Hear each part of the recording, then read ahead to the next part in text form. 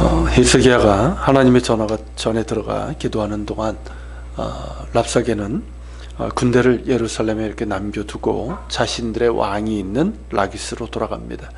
그러니까 현재의 상황을 보고하고 왕의 지시를 받기 위함이었겠죠. 그러나 왕이 이미 라기스를 떠났다는 소식을 듣게 되는데 아수르 왕 사네립은 림나를 치고 있었습니다. 림나는 라기스에서 그리 멀지 않은 성읍이었는데 랍사게는 림나로 가서 그들의 왕을 만납니다. 사네립이 림나를 치고 있는 이유는 뭐냐면 구스왕 디르하가가 아수르 군대와 싸우기 위해서 올라온다는 소식을 들었기 때문입니다. 이 구스왕 디르하가는 애굽왕 디르하가로도 이제 소개가 되는데요.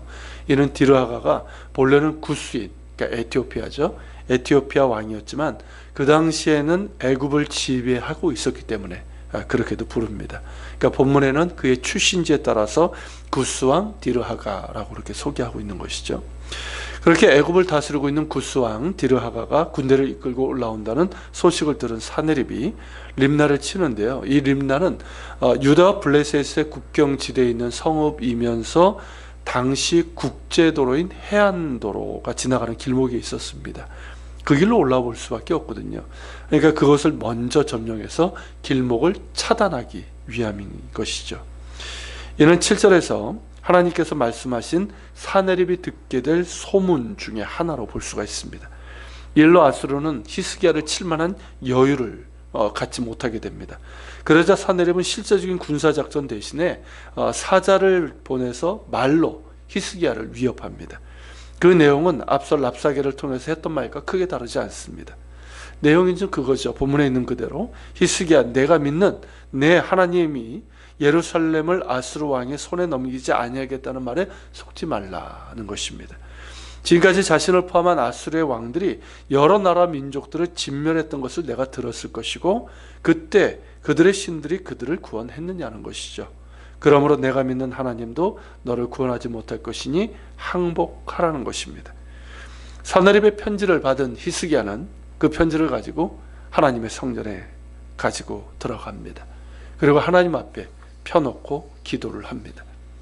그의 기도를 보게 되면 시편에 나오는 개인 탄식시의 형식입니다. 그런데 먼저 이제 하나님을 찬양하죠. 야훼 하나님은 그들들 위에 계신, 그룹들 위에 계신 이스라엘의 하나님이시며 또한 천하만국을 다스리시는 오직 한 분이신 하나님이시며 천지를 만드신 하나님이심을 찬양하고 있습니다.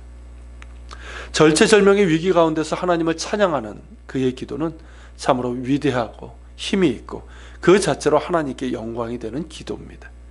그런가 덕에 히스기야는 이어서 기도하기를 이처럼 살아계신 하나님을 사네립이 비방하고 모욕함을 비통해하며 하나님께 아뢰입니다.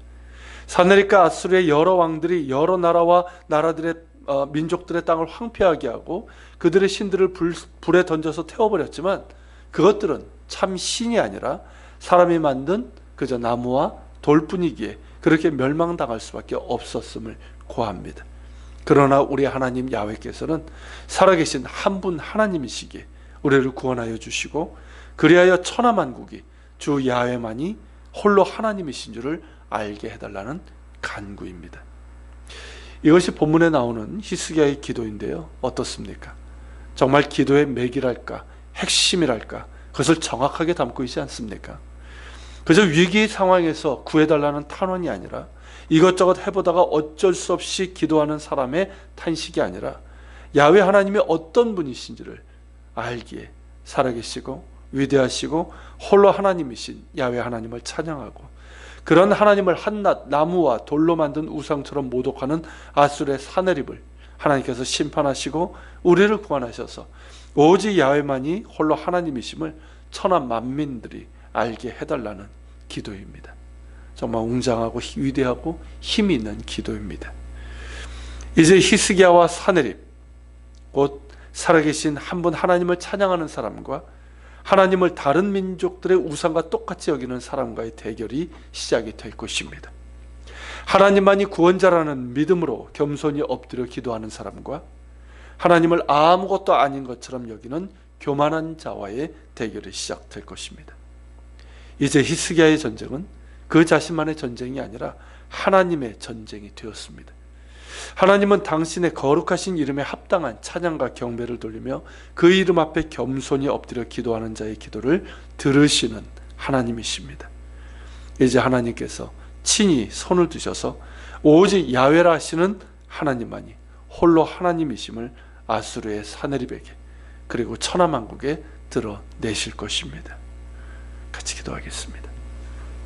오늘 말씀을 기억하면서 기도합시다. 주님, 계속되는 위협 가운데서 또 계속해서 사내립이 하나님을 모독하는 가운데서 히스기야는 하나님 앞에 기도합니다. 하나님을 찬양하며 그가 아는 하나님, 그리고 성경에 계시된 그가 맞는 하나님께서 홀로 하나님이심을 드러내달라고 이 기도를 합니다. 하나님, 이런 기도가 우리의 기도가 될 수 있기를 원합니다.